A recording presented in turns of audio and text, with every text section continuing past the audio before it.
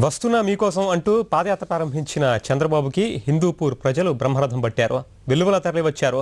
ప్రస్తుతం హిందూపూర్ ఎన్టీఆర్ సర్కిల్లో జరుగుతున్న బహిరంగ సభలో చంద్రబాబు మాట్లాడుతున్నారు. లైవ్ చూద్దాం.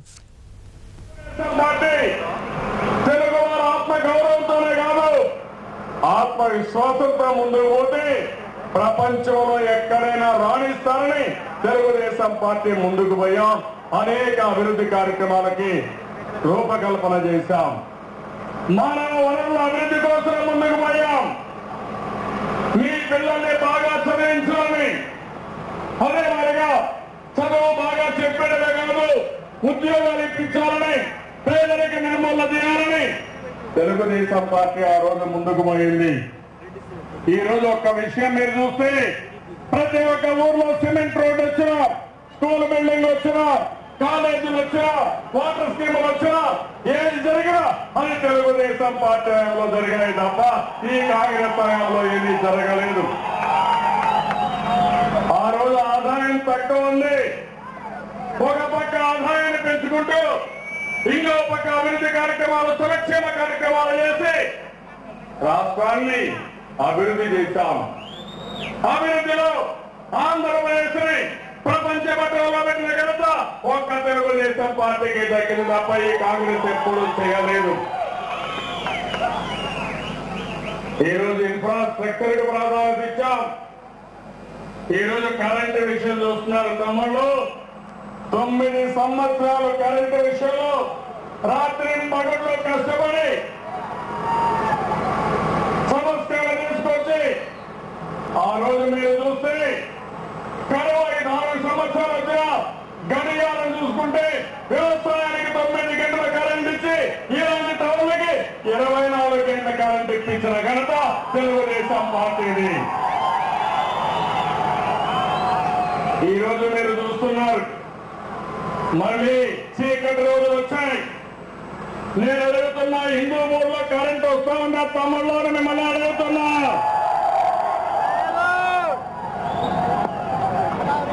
వ్యవసాయం పూర్తిగా దెబ్బతినింది. ఇంకో పక్కన పిల్లలు చదువుకోలేకపోయారు. ఇంకో పక్కన చూస్తే ఇండస్ట్రీ కూడా వారానికి 4 నెలకు మీరు చూస్తే 15 రోజులు కరెంటు లేకుండా అక్కడ కూడా ఉద్యోగాలు పోయే పరిస్థితి వచ్చింది. ఈ రోజు వ్యవసాయం పూర్తిగా దెబ్బతినింది. ఏం తమ్ముడు, ఎవరైనా రైతు వ్యవసాయం చేసే పరిస్థితిలో ఉన్నారా అని మిమ్మల్ని అడుగుతున్నా. వ్యవసాయ ఖర్చులు పెరిగాయి. ఈ రోజు మీరు ఒకసారి చూడండి, ఎరువుల ధరలు పెరిగాయి, పెట్రోల్ డీజిల్ పెరిగింది, విత్తనాల ధరలు పెరిగాయి, క్రిమి సంహారక ధరలు పెరిగాయి, మొదలనే డీజిల్ ధరలు మళ్ళా పెంచారు. ఇవన్నీ పెరిగిపోయి రైతు నడ్డి పెరిగిపోయింది. నీరు లేదు, వ్యవసాయం లేదు. వ్యవసాయం చేస్తే ఆత్మహత్యలు తప్ప వేరే మార్గం లేకుండా పోయే పరిస్థితి వచ్చిందంటే రైతు ఏం కావాలో మీరే ఆలోచించుకోవాల్సిన అవసరం ఉంది. ఒక పక్క వ్యవసాయం తర్వాత ఎక్కువగా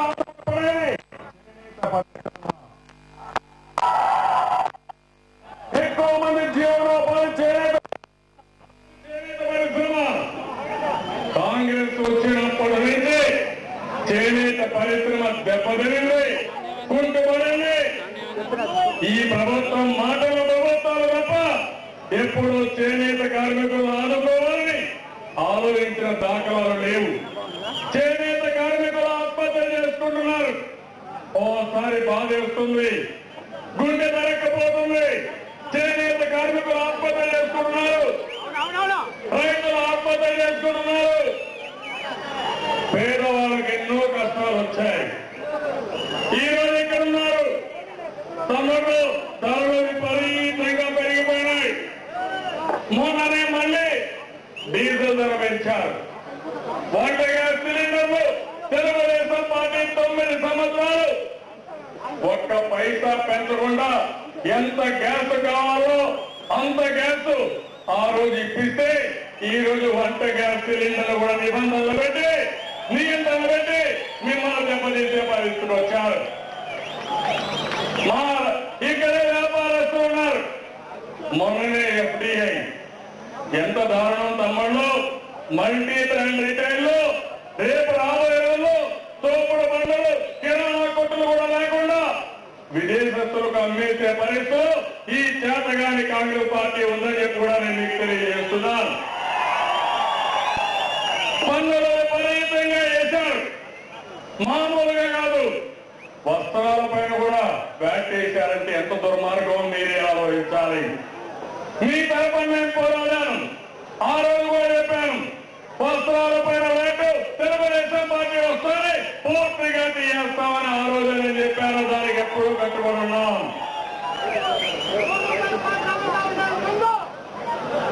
ఇలాంటివి చూస్తే చాలా సమస్యలు వచ్చాయి. ఒకటి రెండు కాదు, పన్నులు విపరీతంగా పెరిగిపోయినాయి. ఈ రోజు ఇక్కడ హిందూపూర్ టవర్ ఉంది.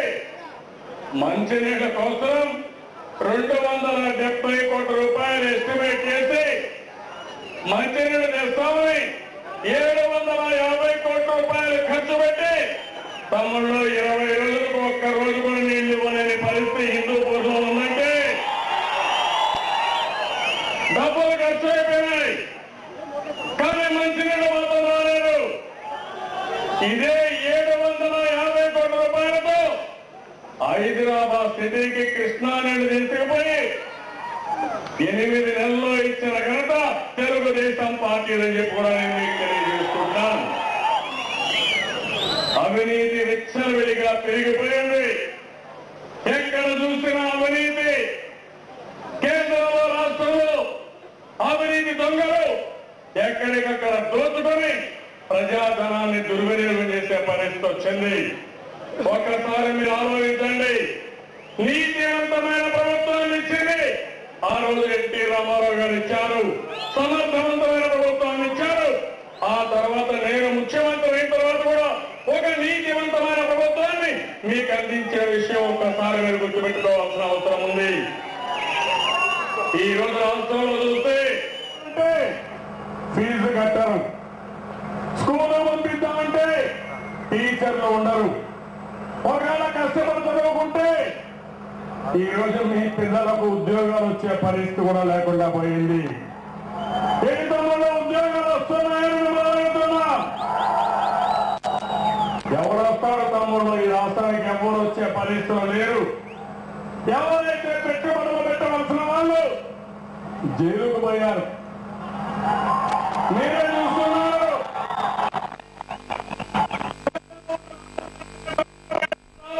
భయపడిపోయే పరిస్థితి వచ్చింది. తమ్ముళ్ళు, ఈ కాంగ్రెస్ పార్టీ ప్రభుత్వ వ్యవహారం చూస్తా ఉంటే రేపు ఏదైనా కానీ కేబినెట్ మీటింగ్లు పెట్టుకోవాలంటే చెంచలు కూడా జైల్లో పెట్టుకునే పరిస్థితి కాదు. మీరు ఒక్కసారి ఆలోచించాలి. ప్రజల ఆస్తి జవాబుదారీగా ఉండవలసిన ఈ ప్రభుత్వాలు ఇష్టానుసారంగా దోచుకునే పరిస్థితి వచ్చింది. ఇది భయంకరమైన పరిస్థితి. ఇక్కడ ఈ జిల్లాలో చూశారు. ఓబులాపురం మైనింగ్ లో ఎంత అవినీతి జరిగిన తమ్ముళ్ళు తోలుకున్న కొద్ది తోలుకొని వెళ్ళిపోయారు. విదేశాలకు పంపించే పరిస్థితి వచ్చారు. మేము పోరాడాం, సమాధానం చెప్పలేదు. ఇంకో పక్క మీద చూస్తే పక్కన లేపాక్షి కూడా అదే మాదిరిగా జరిగే పరిస్థితి వచ్చింది. ఒకటి కాదు, భూముల పేరుతో దగా చేశారు. భూగర్భ ఖనిజ సంపద దోచుకున్నారు. ఎక్కడ చూసినా అవినీతి విచ్చలవిడిగా పెంచారు. జలయజ్ఞం పేరు పెట్టి ధనయజ్ఞం చేశారు. ఇవన్నీ చూస్తే నాకు చాలా బాధేసి ఈ రోజు ఒక్కసారి చూడండి. మీ పరిస్థితులు గడిచిన 9 సంవత్సరాల్లో ఎవరికైనా సరే లాభం వచ్చిందా తమ్ముళ్ళు అని మిమ్మల్ని అడుగుతున్నా. ఎవరైనా బాగుపడ్డారని అడుగుతున్నాను. వ్యాపారస్తులు దెబ్బతిన్నారు. పట్టణాల్లో కనీస సదుపాయాలు లేవు. రైతులు మునిగిపోయారు. విద్యార్థులకు ఫీజు రీయింబర్స్మెంట్ లేదు.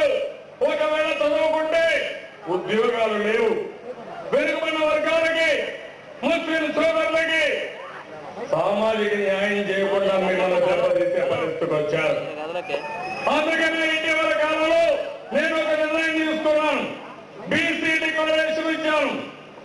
అనంతపూర్ జిల్లాలో మీరు ఒక్కసారి ఆలోచిస్తే ఎక్కువ జనాభా ఉండేది వెనుకబడిన వర్గాలు ఉన్నారు. ఆ వెనుకబడిన వర్గాలకు అండగా ఉండాలని తెలుగుదేశం పార్టీ బీసీ డిక్లరేషన్ ఇచ్చాం.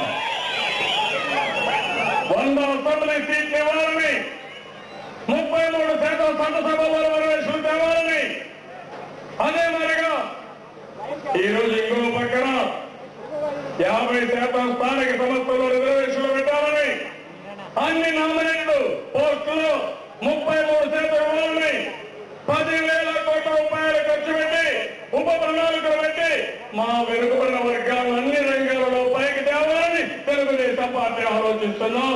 ఇది చేసి తీరుతామని కూడా నేను మీకు తెలియజేస్తున్నాను. కాంగ్రెస్ పార్టీ అన్యాయం చేశారు, అందుకనే బీసీ డిక్లరేషన్ తీసుకొచ్చాం. ఇక్కడే ఎస్సీలు ఉన్నారు, ఎస్సీల్లో కూడా కొన్ని సమస్యలు ఉన్నాయి. ఎవరైతే ఎస్సీలు ఉన్నారో ఆ ఎస్సీల్లో మాదిగలకు అన్యాయం జరుగుతుందనే ఉద్దేశంతోనే ఒకసారి నేను ఏబిసిడి కేటగరైజేషన్ తీసుకొచ్చి ఆ రోజు మాదిగలకు సామాజిక న్యాయం చేసిన పార్టీ తెలుగుదేశం పార్టీ.